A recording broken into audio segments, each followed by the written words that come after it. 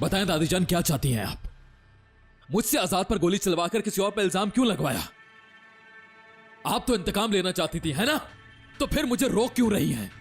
बताएं मुझे क्या करना चाह रही हैं? कौन था वो आदमी? मैं आपसे कुछ पूछ रहा हूं दादीजान, बताइए। आपसे जवाब चाहिए मुझे। आप कौन सा नया खेल खेल रही हैं? मैं कोई खेल नहीं खेल रही। ना तो मैं इस आदमी को जानती हूँ, ना ही मैंने पहले से कभी देखा। तो क्या आपको जानना नहीं चाहिए? आपने महमूद को मजबूर किया और अपनी जगह पर बैठकर हुक्म चलाती रही। लेकिन अब की बार ऐसा नहीं होगा। जो मैं कहूंगा वही होगा। आप मुझे हर बात तफसीलन बताएंगी, समझी? अभी और इसी वक्त। अगर वो मेरा आदमी होता तो आजाद क्या आज जिंदा घूम रहा होता? बताओ मुझे।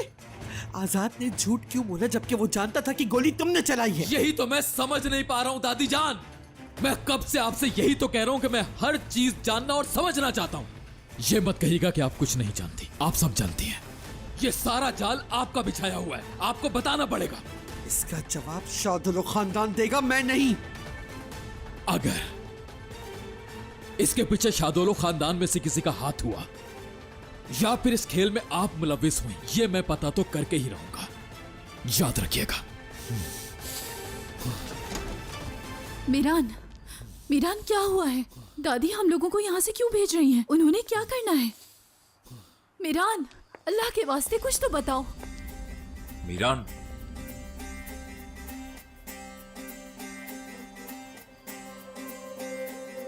दादी जान,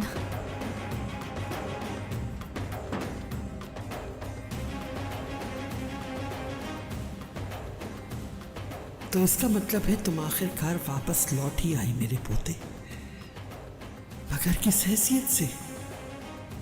दोस्त बनकर या अपने दुश्मन?